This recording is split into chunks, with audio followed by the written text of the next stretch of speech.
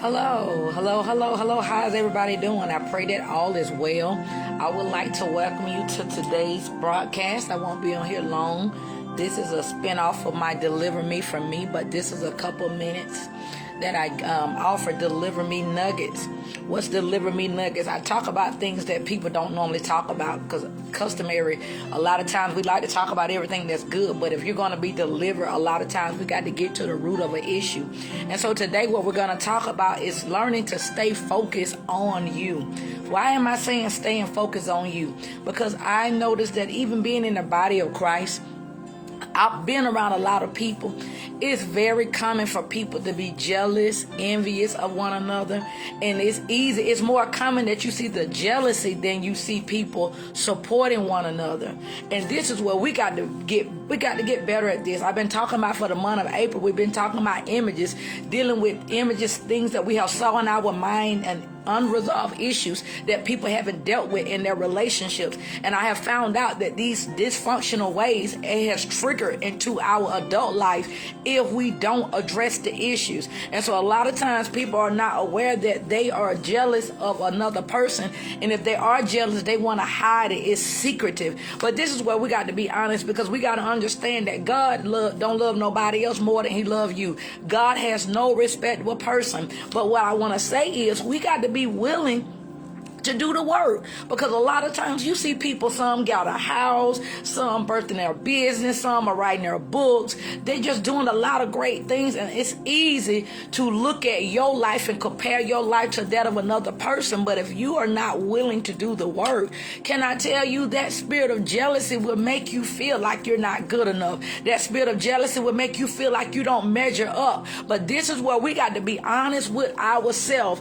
Do you really want those things that another person have? Because a lot of times we don't want it because we really want it. We want it because somebody else have it. Because if you really want something bad enough, guess what you're going to do? You're going to be willing to work for it. You want to lose some weight. Guess what it's going to cause you to do? You got to be willing to cut back what you're eating. You got to watch your intake. You got to be willing to go exercise. You got to be willing to do your part. But a lot of times we want what somebody else have, but we don't want to do the part. And this is where we got to be willing to look at ourselves and say, you know what?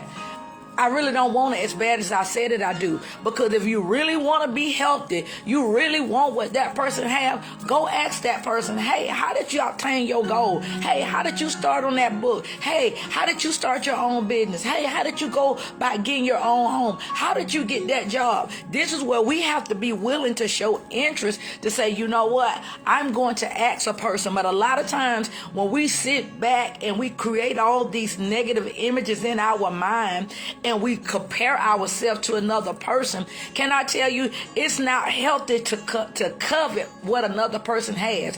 What is covenant? Covet means to wish, to long, or to crave for that of another person.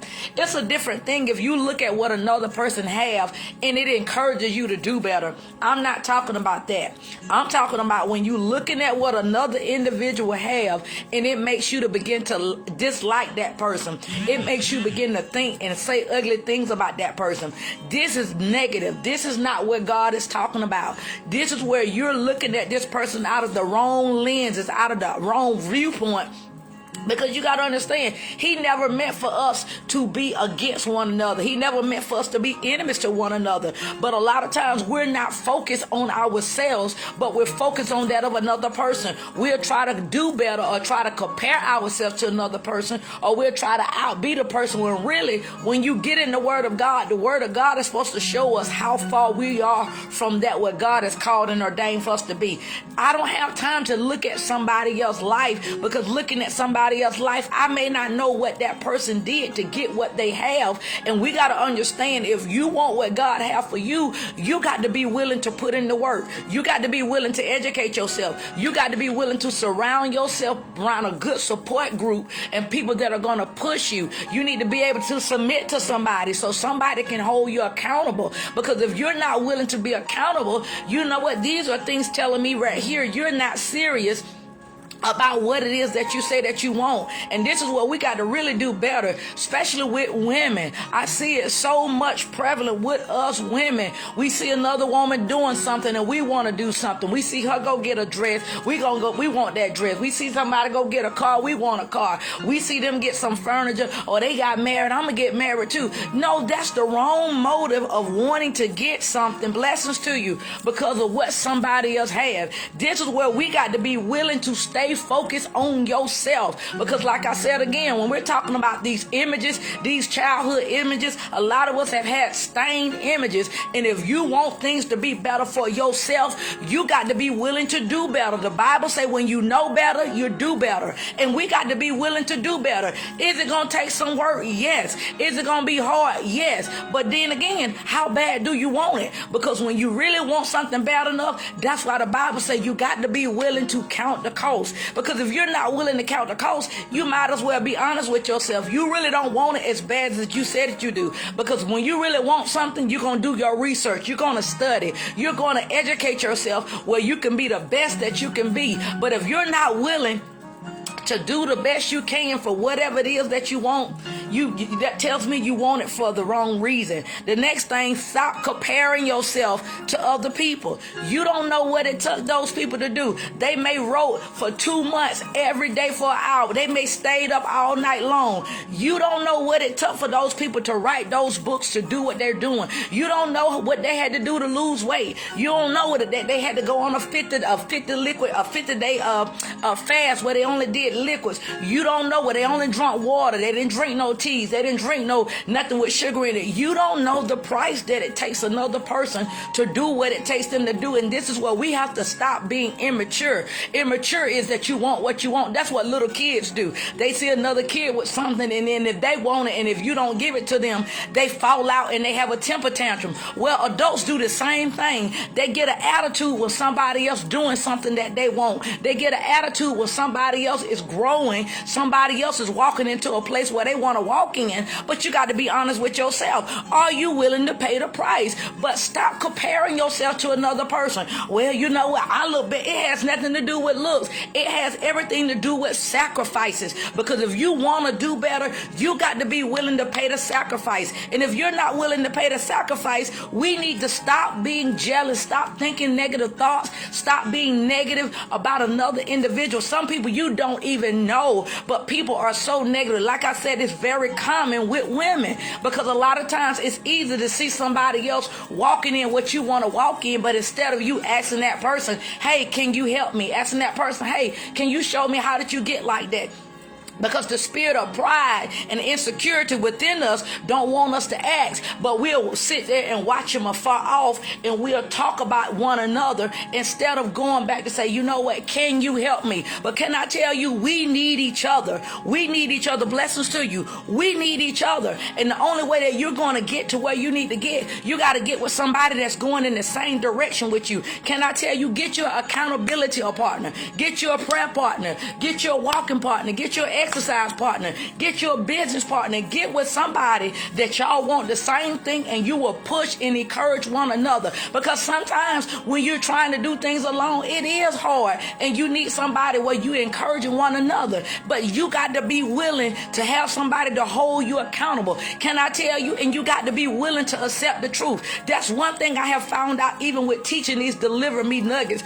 People are easily offended when they hear the truth. And so that tells me if you don't want to hear the truth, that tells me you've been lying to yourself. Because when you get angry with the truth, and when somebody is telling you the truth, and you know that what they're saying is the truth, and you find yourself getting mad, that tells me you are immature, and it tells me that you have been lying to yourself. Because if somebody's telling you the truth, you know what? The truth the Bible talk about in the last days, it's going to be real rare to find the truth. But it's like when you teach the truth, people don't want to hear the truth. People want to hear lies. People want to hear things that make them feel good about themselves. I don't know about you, but it's not going to help me all day long hearing good stuff about me. But when I'm trying to do better, I need to be able to take constructive criticism. What is constructive criticism? Somebody telling me the truth about something that I need help in, and it's not me me getting mad. It's not me saying that person jealous. It's not me saying that person picking on me. No, it's where I'm being mature to say I can handle it.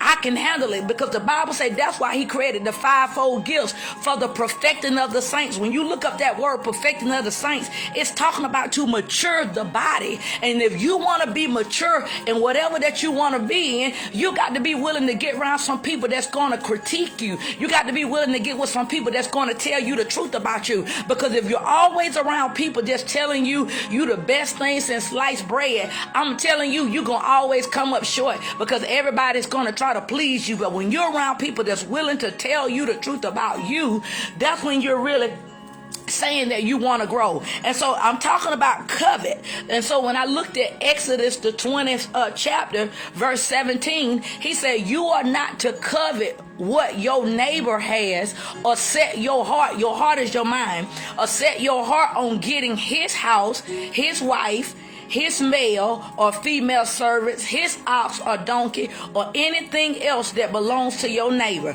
That is a law of the word of God. We are not supposed to be grieving, craving, wishing to have what another person has, because the same God that gave it to them is the same God would give it to you. But if you're not willing to go through that process, you got to be honest with yourself. You really don't want it, because when you want what somebody else has, and you're focused on that person, you have now made that person your God. And now the enemy is going to use you to think negative. And now you're going to make that person your enemy. And now the enemy is going to use you to keep looking at that person as an idol. And people don't realize a person can be your idol, and yet you look at them as an enemy. It's because you're comparing everything that you got to what they have. But then you got to begin to look at people. I tell people a lot of times, you got to look at what it is that a person has. When they open up a business, yeah, it look like it's taking off, but you don't know that person may have been in business 20 years. You don't know that person may have been dancing or preaching or teaching.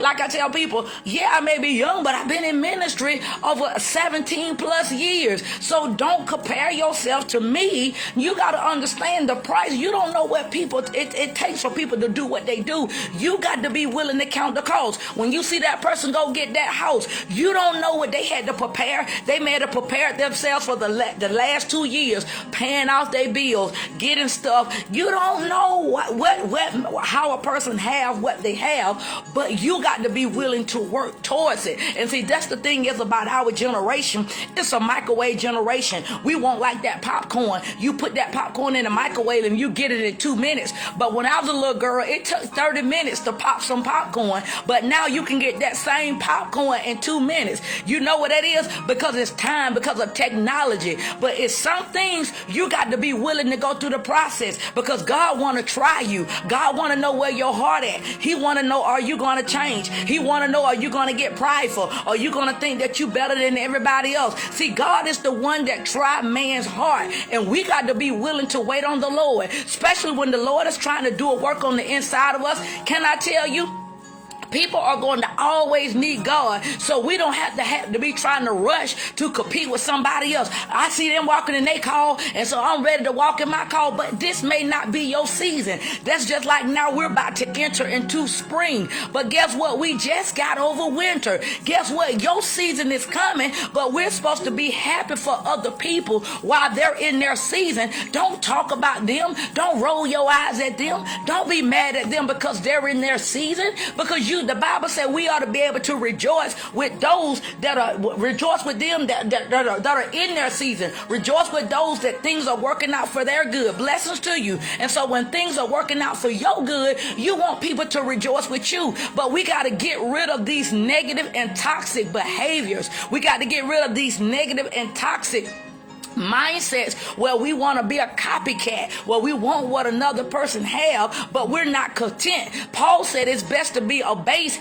and to know how to be abased and to know how to be abound. Guess what? You got to know how to go through. You got to know how to make it when you got a little bit, because guess what? When you know how to make it with a little bit, you definitely gonna know how to make it when you have a lot. But if you don't know how to be abased and how to be abound, you're going to miss it. And so that would teach you not to waste things, so that even though when you do have a lot, you're not going to waste it. You're going to be conservative to what you have. Do you not know the Bible say to much is given, much is required? So the more that God can trust you, the more that he's going to give to you. And so if God is not giving us more, we got to be honest with ourselves and say, okay, how come God is not giving me more? What's the hold up why he's not doing what I want him to do? Even though I said that I can handle it, even though I said that I'm ready, but you got to know that God knows what you need. God knows what you can do. Can I tell you, a lot of times people tell people, a lot of people rush to be seen in the forefront of the church. But can I tell you, you first got to know how to serve.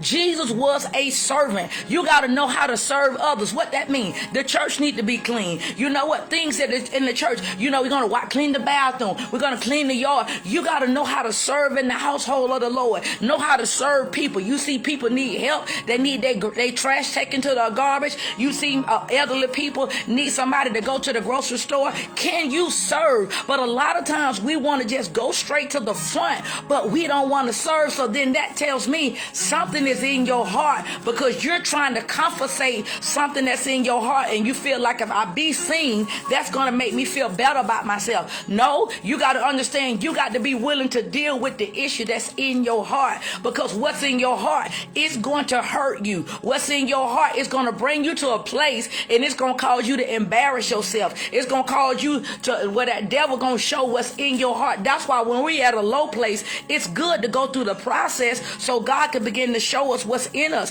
And this is where you learn to say, okay, God, show me what's going on with me. God, show me what's in my heart. Because see, a lot of times I tell people, you're not ready for leadership material if I got to keep telling you this is wrong with you. And if I'm sharing with you and you don't want to fix what's going on with you, that's telling me you're still immature. Because if a person got to keep telling you, well, you should do this, you should do this, well, you should read, you should pray, you should fast, you should journal, and somebody got to keep telling you, that's an indication that you're not ready to grow, that you're still immature. Because when God get ready to trust you to do something, he gotta know that you're gonna be so submitted to that word that word is going to convict you. That even if you hold unforgiveness in your heart, that word is going to convict you. If you're being angry and you're not treating people right, that word should convict you in your heart. But it's a dangerous thing when people, they are not convicted. When they hear the word and they turn their head and they act as if the word didn't do anything. When you're hurting somebody's feelings, when you know you're mistreating somebody and somebody got to tell you that you're wrong, that means that you're in a very immature place. You even hear people talking about the thing with Will Smith and Chris Rock. But even with Will Smith being who he is, that tells me something is going on with him in his heart to allow somebody to push his button to make him that angry on nationwide television. See, this is where the Bible tells us we got to learn to operate in self-control. But if anger has you and you don't have that anger will manifest and it will begin to explode wherever you at. And that's what happened to him. See, I don't care who you are. We got to be willing to deal with what's going on the inside of our hearts. And we should be able to look at ourselves and say, you know what? This ain't right what I'm doing. This is not right what I'm thinking about. This is why God is saying you need to stay focused. Stay focused and stop looking and analyzing what other people did, because you don't know what they did behind the scenes. You don't know how they had to stay up all night long. You don't know they had to pray, they had to fast. You don't have a clue. The only thing you're looking at is the finished product. You can't just keep looking at the finished product and think that you deserve what this person has when you did not do, when you weren't there when that person went through what they went through. You didn't see the point when that person was still consistent, when that person was going forth with tears in their eyes, when that person was going forth when they was by themselves. Now you see them at a place of glory. You see them at a place where it seems like they got everything they want, but you don't know the price that it cost them. That's why the Bible say it's best for us to count the cost. You got to count the cost. When you said that you want to be a child of God, you got to count the cost, because guess what? It's going to be some times that you're going to go through. It's going to be some times that you're going to be sick. It's going to be some times that your finances going to be up under attack, your marriage up under attack, your children up under attack. But you got to be willing to know how to be faithful. But if you can't be faithful in the midst of your going through, if you're mumbling and complaining, if you always saying, I wish this, I hope I was dead, that's a a place of immaturity. You got to understand God is looking to see, can you grow? Can you grow while you going through? Do everybody know that you're going through? Do everybody know you're mad because you always acting mad?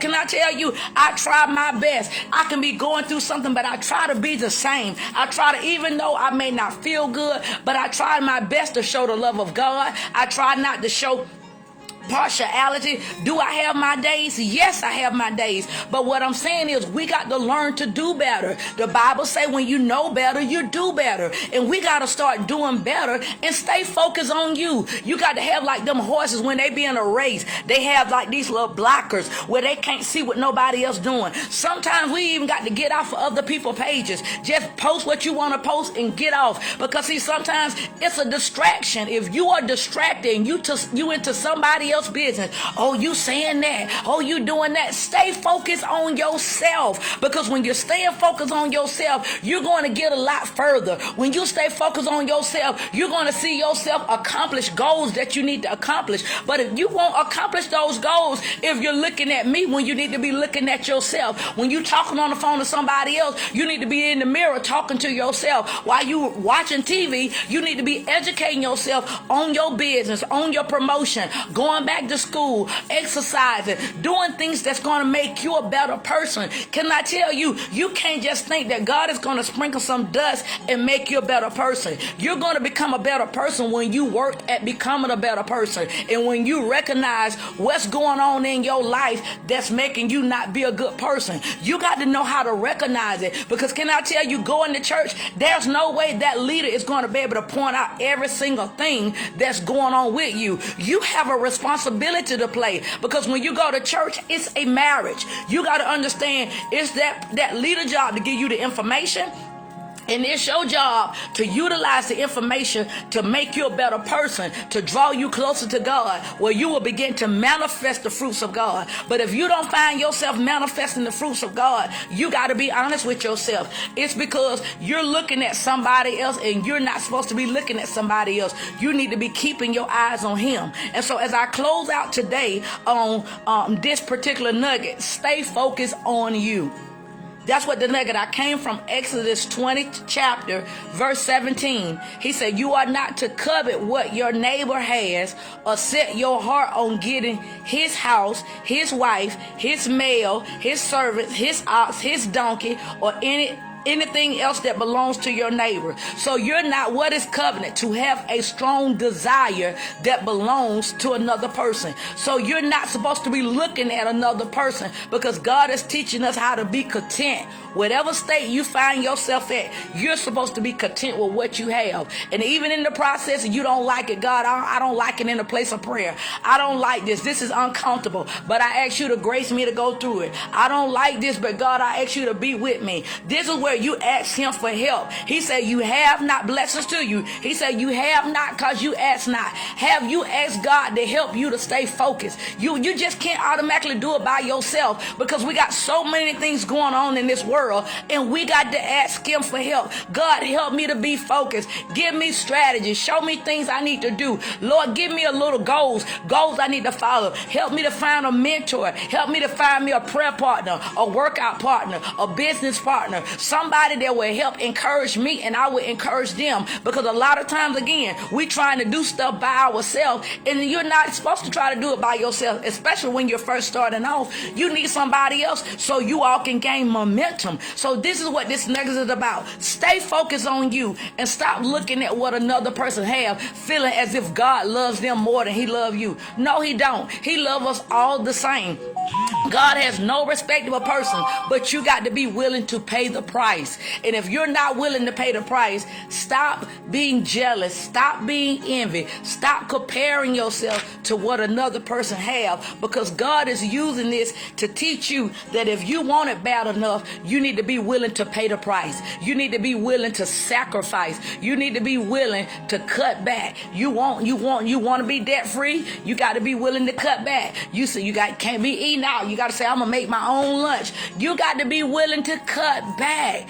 This is things that you got to learn to be disciplined. You can't just be walking around just thinking that God just going to bless you with all this money. God going to bless you with all these things, and you have not learned from your mistakes. You got to be willing to learn from your mistakes, and you got to be willing to learn from your past failures, the things that you messed up in the past. I can say that even I used to be a shopaholic, just shop.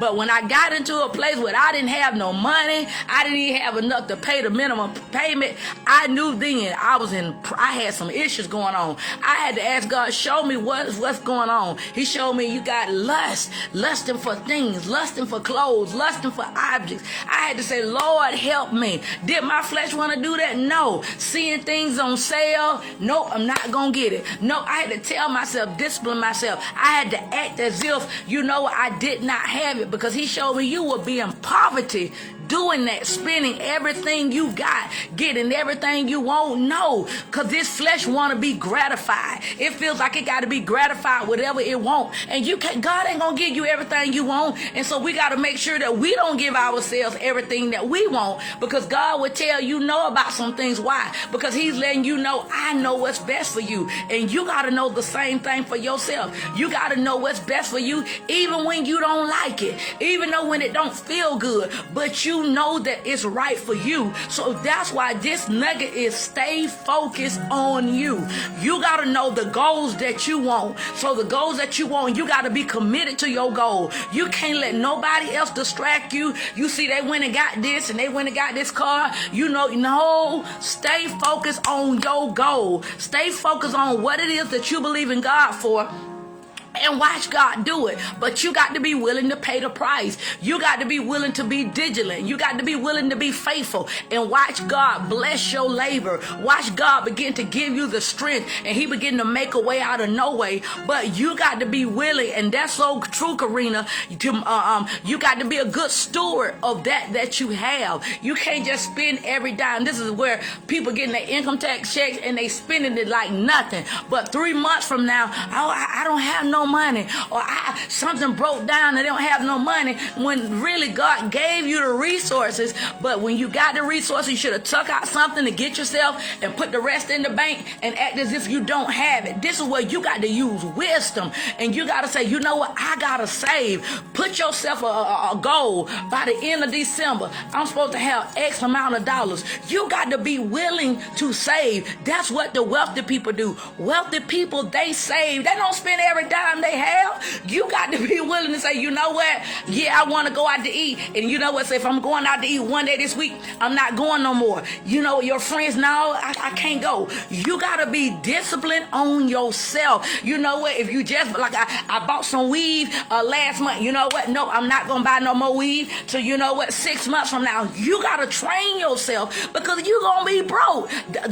Poverty is a spirit. It's a way of thinking. It's where you want to spend every dime you have, and God don't want us at a place where we spending every dime that we have. He wants us to be able to hold on to the resources that he given us, because when he see that you're holding on to what he's giving you, guess what, he's going to give you more. But if you spending every dime, he can't trust you. A lot of times people say, well, I can't trust God. Well, God can't trust us either, because therefore, if he's not blessing us with a lot of money, it's because God can't trust you. And this is where you got to be honest with yourself. He can't trust you if you can't save $100. He can't trust you if you can't save $1,000. And it just dumbfounds me. People think that God is going to give you millions of dollars, and you'll go get a Louis Vuitton purse for some of us ladies, $1,500 Louis Vuitton purse, but here it is, you don't even have $100 in your purse. That's crazy. There's no way I'm going to spend $1,500 on a purse and I don't even have $100 in my savings account. The purse costs more than what you got in your savings account. A lot of times people even don't have insurance. People don't, loved one die, GoFundMe. No, this is where we got to stay focused on on what it is God has for you. You got to prepare yourself to get that house. Prepare yourself to get that car. Prepare yourself to start that business. You got to be willing to prepare yourself and stop thinking that people that have businesses, that it just arrived overnight. It did not. If you ask them a question, they'll let you know that it took them years to gain momentum. And you got to understand, God got to trust us. He got to make sure that you're not going to get the big head. You're not going to be treating people bad. You're not going to be treating people awful. But God is looking at how you treat one another. He said, love and kindness have I drawn you. And this is why we got to be willing to stay focused. Stay focused on this hour and stop allowing yourself to get jealous because you looking at what another person have. That's their season. You know what? We need to clap our hands for people in their winning season. You know what? And prophesy, my time is coming. My time is coming. We got to know how to rejoice, especially us women. Stop being jealous of another woman because she got something that you want. Go ask her what it took for her to get what she has and let her help. Men, don't be getting jealous of another man. Go ask him, hey man, how did you do that? How did you start your business? How did you go about handling that? This is where it's going to teach us how to walk and communicate with one another. But if we don't know how to communicate with one another, we're going to keep going around these same cycles talking about he my enemy, she my enemy. No, you're your enemy because you're looking at somebody else when you should be looking at yourself. Because when I look at this Bible convict me by itself. I don't have to look at nobody else to see where they got more than me. I look at this word and this word show me where I got to come up. This word shows me where I have to do better. So as I close out, let's do better and let's stop focusing and being jealous of another person and begin to be grateful. Tell the Lord, Lord, forgive me for complaining. Forgive me for comparing myself to another person. But I'm thankful for what I have. You want God to bless you with that car? Is your car clean? You got to keep your car clean. I don't care. You got a Metro. Keep it clean. Keep it washed. You want God to bless you with a new house? Is your apartment clean? Make sure you keep your apartment clean. You want a spouse? You got to start carrying yourself as you are already a kept woman. You got to start carrying yourself, men, as you already got a wife. You got to carry yourself. You got to walk by faith and not by sight. Don't wait till you get it and then say, I'm going to start. No, you got to start training yourself because it's a big difference. And we got to be willing to pay the price if we want what God has for us. So I pray that this nugget was a blessing to you all. And I will see you all Thursday on Deliver Me From Me. And so I came from Exodus, the 20th chapter, verse 17. Do not covet what another person has. Don't be jealous looking at them, but stay focused on yourself. This is Apostle Lisa Biggers. I pray the blessings of the Lord be upon you all, and I will see you all Thursday. Be blessed.